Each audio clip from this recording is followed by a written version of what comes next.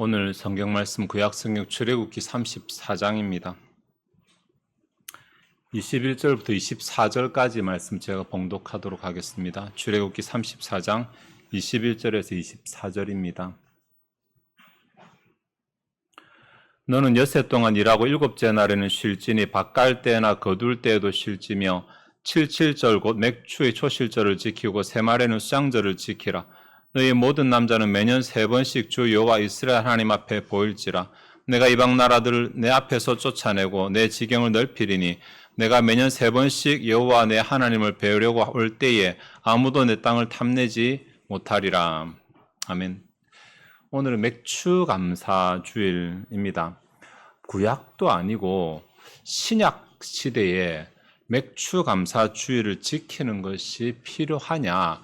맥추감사 주일이 교회의 절기가 맞냐? 이런 말들 굉장히 많이 있습니다. 일부는 오히려 맥추감사절은 절대로 지켜서는 안 된다. 신약에 와서는 이렇게 말하기도 합니다. 사실 맥추감사뿐만이 아니라 최근에 들어서는 절기 자체를 부정하거나 아니면 교회 헌금을 부정하거나 아니면 교회 모임 자체를 부정하거나 이런 기독교의 움직임들도 있습니다. 네, 뭐 그런 게 있냐 싶겠지만은 참 그런 게 있습니다.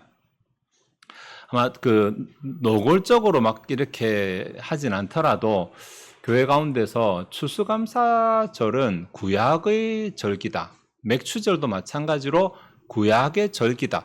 그래서 우리가 지킬 필요는 없다. 이렇게 말씀하시는 분들이 있거든요. 실제로 2000년의 교회 역사를 보면 맥추절이나 추수절이 크게 지켜지지 않은 것은 사실입니다. 이들이 가장 많이 드는 예가 추수감사절이 언제부터 다시 지켜졌느냐? 1621년이거든요. 그 메이플라워를 타고 청교도가 아메리카로 넘어가서 겨울을 지나고 그 다음 가을에 수확하고 하나님 앞에 축제를 벌였던 것이 추수절기인데 그때 축제가 지금 새롭게 시작된 추수감사 주일의 시작은 맞습니다. 그래서 우리나라 추석도 아니고 우리나라 추석하면서 11월 달에 들여서 다 거두고 나서 들여죠. 맥추절도 지금 사실 여름이 다 돼서 다 우리하고 절기가 맞지 않거든요.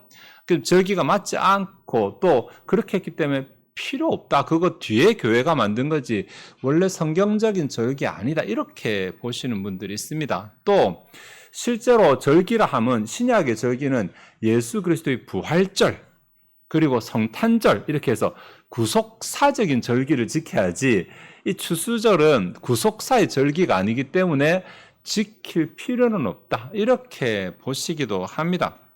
뭐 다 일리가 있습니다.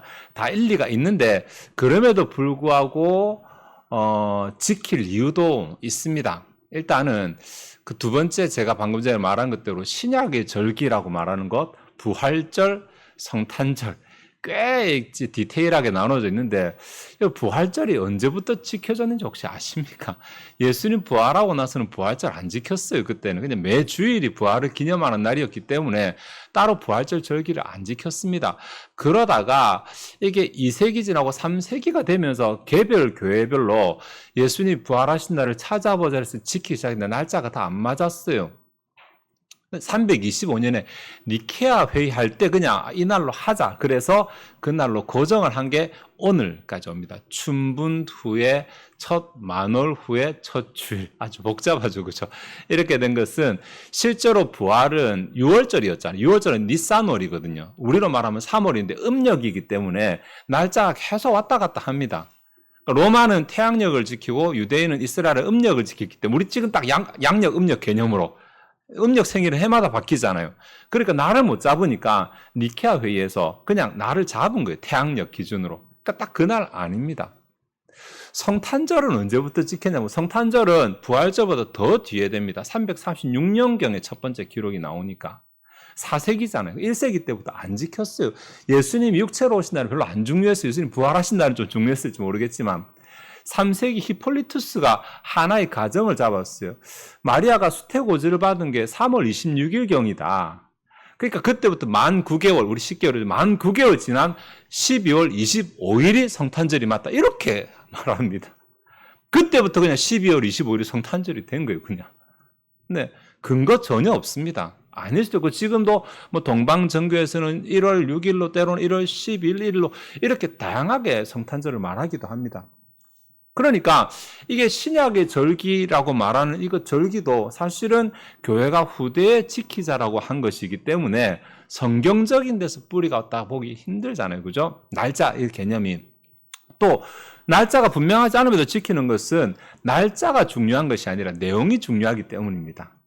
마찬가지로 추수감사절을 지키는 것도 그 날짜가 중요한 것이 아니라 내용이 중요하기 때문에 언제 지키더라도 사실은 상관없지만 그 지킬 때 그 내용이 무엇인지를 알고 지키면 제대로 지키는 것이고 내용이 뭔지를 모르고 지키면 의미 없이 그냥 행사를 하는 것입니다.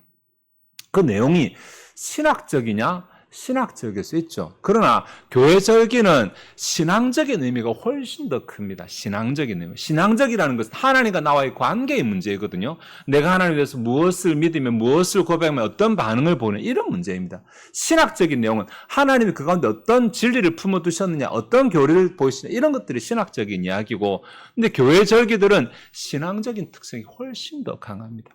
부활절이 어떤 의미인데요? 나도 주님과 연합하여 부활한다라는 거잖아요. 성탄절, 우리를 위해서 주님이 이 땅에 오셨다. 이런 거잖아요. 하나님이 언제 설계를 하고 어떻게 계획을 하고 어떻게 보내시고 이런 거 성탄절을 우리 잘 안 하잖아요. 물론 그런 의미가 없다는 것이 아니라 우리에게는 신앙적인 의미가 훨씬 중요합니다. 마찬가지로 추수의 절기도 신앙적인 의미가 굉장히 우리에게 강합니다. 신약에 와서 이 신앙절기가 사라졌냐 그러면 안 사라졌습니다. 신학적으로 해석하시는 분들은 6월절은 예수님이 어린 양이 되셔서 죽으신 대속 사건 이렇게 연결시키고 다음에 맥추절은 오순절이기 때문에 성령께서 강림하심 이렇게 연결시키고 수장절은 마지막 추수 예수님께서 마지막 재림하심 이렇게 세 가지를 신학적으로 연결시키긴 합니다만 그게 우리와 무슨 상관이 있지만 오늘 내 삶에 어떤 필요 어떤 의미를 가지는가 라고 봤을 때는 다른 관점에서 본문을 좀 볼 필요가 있습니다. 오늘 본문이 출애굽기 34장이고 이거 한번 언약이 깨어졌다 다시 이제 금송아지 사건이 깨어졌다가 다시 주신 그 내용이고 그때 하나님께서 여러 말씀하시는 가운데 오늘 이 본문에서는 21절에서 24절까지 가운데서 22절에 77절이라는 말이 나오잖아요. 맥추절이라는 말. 그러니까 77절이면 초막 오순절부터 7주가 지나고 나서 이게 이제 밀과 보리를 거두는 시기거든요. 밀과 보리를 지난번에 말씀드렸죠. 이들은 하루에 쫙 다 거두는 것이 아니라 이 시기가 되면은 밭에 나가서 다 익은 보리 이삭을 똑똑 손으로 뗍니다. 덜 익은 건 내일 또 따고, 다음날 따고, 이런 추수의 기간이 굉장히 길었어요. 그래서 첫 번째 단을 딱 거두고 드리는 게 초실절이고, 그 다음에 7주 동안에 계속 거두고 남은 거 없이 싹 다 거두게 되고, 이렇게 되고 나서 지내는 것이 맥추절이었어요. 보리맥자죠. 보리를 거두었다. 밀과 보리를 거두었다. 이런 개념으로 지내는 절기였어요. 그 단어가 22절에 나오거든요. 근데 21절도 22절과 연결되고 23절도 22절과 연결되고 24절도 22절과 연결되기 때문에 22절에 77절, 맥추의 초실절 이걸 말하면서 다른 절과 함께 우리가 발견할 수 있는 의미들을 조금 생각을 해보도록 하겠습니다. 먼저 21절과의 내용인데 21절에 너는 여세 동안 일하고 일곱째 날에 쉴지니 이거 안식일에 관한 규정이겠죠. 그죠? 안식이라는 용어는 나오지 않습니다. 밭갈 때나 거둘 때도 쉴지며 이렇게 말합니다. 근데 밭갈 때나 거둘 때도 쉴지며 이게 사실은 농사 이미지잖아요. 농사.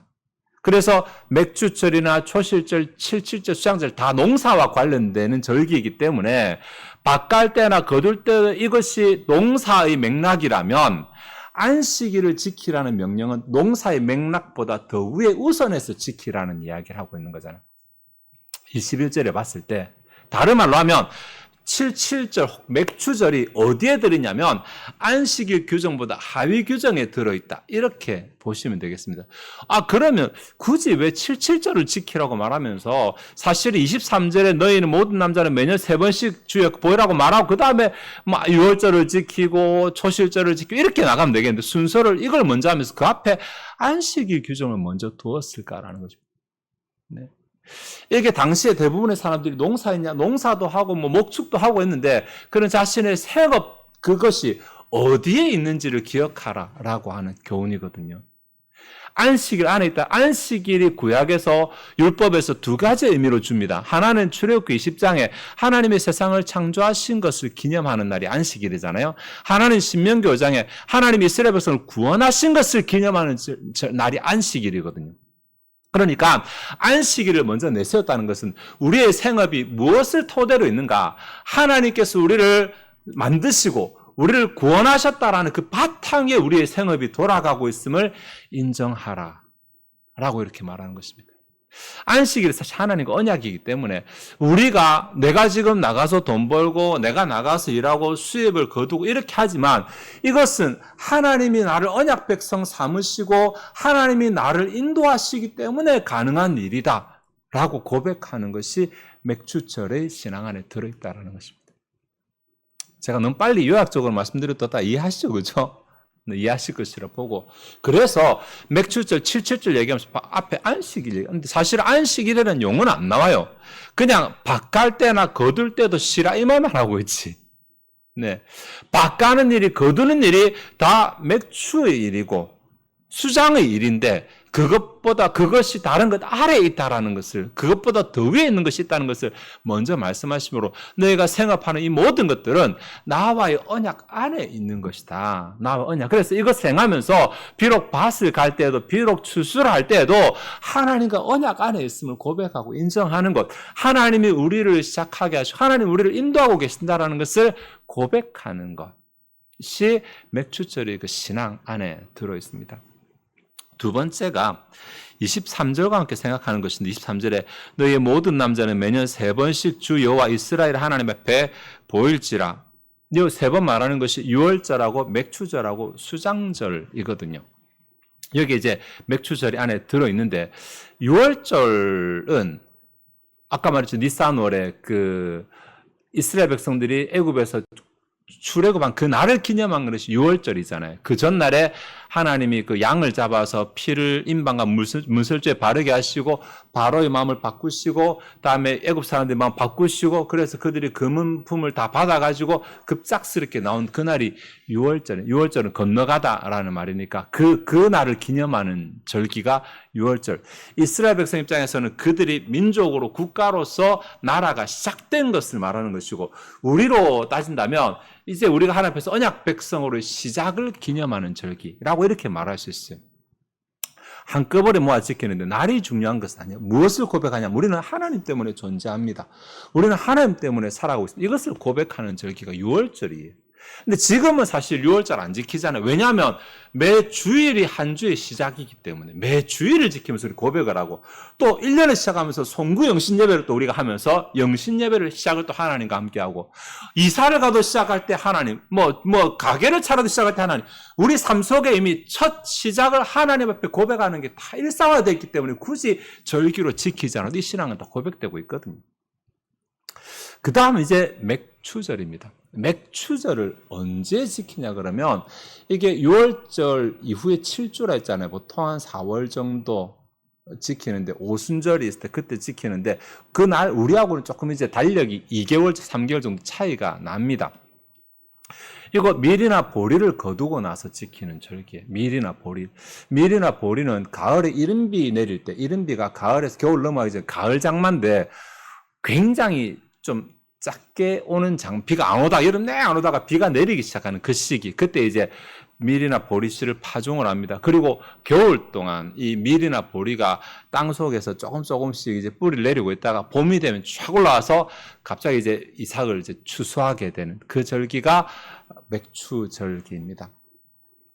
수장절은 조금 다릅니다. 장막절이라 수장절 이거는 여름에 뜨거운 태양 아래서 이제 포도라든지 올리브라든지 과일들이 익어갑니다. 과일들이 가서 그래서 봄의 맥추절은 주로 곡물을 거두는 절기고 가을의 추수절기는 주로 과일을 거두는 절기 이렇게 구분이 됩니다. 이게 시간으로 보면 겨울을 지나고 처음 이제 먹을 것이 없다가 처음 곡물을 주시기 때문에 이것이 우리가 이제 첫 추수라고 이렇게 말하는 것이고 다음 가을의 추수는 두 번째 추수라고 말하는데 이게 내용을 보면 추수의 내용을 가지고 딱 구분하면 곡물의 추수는 우리가 살아가는데 필수적인 것을 공급하시는 거잖아요. 꼭 있어야 되는. 근데 가을의 과실은 마음 먹고 안 먹어도 되는 문제예요. 이것은 필수적인 것을 허락하시는 것이 아니라 우리의 삶의 풍요를 누리게 하시는 것이 가을의 추수입니다. 조금 다르죠. 하나는 반드시 필요한 것을 주시는 것이고 다른 하나는 거기에 기쁨을 더 얹어주시는 것이고 이렇게 추수가 두 가지 단계로 나누어지게 됩니다. 시간적으로 보면 1차고 2차고 이렇게 구분되지만 내용을 가지고 본다면 기본적인 것, 필수적인 것과 그게 풍요를 더하시는 것 이렇게 구분이 될 수 있다는 것입니다. 그 가운데 첫 번째 추수가 맥추절입니다. 자, 6월절.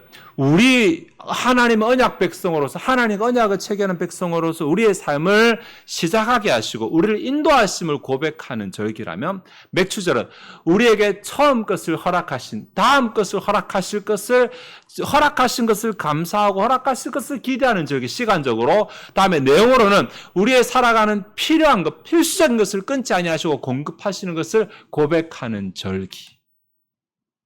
네. 그 다음에 수장절은 거기에 안 주셔도 우리가 살아가는데 감사한데 이거 더 얹어주신 것에 감사하는 절기. 이렇게 하나님 앞에서 언약 백성으로서 우리가 감사해야 될 세 가지를 고백하라고 하시는 것입니다. 우리의 존재에 대해서, 우리의 필요를 채워주심에 대해서, 우리의 풍요를 책임지시는 것에 대해서. 이것이 23절과 22절 같이 생각할 때 주는 교훈이에요.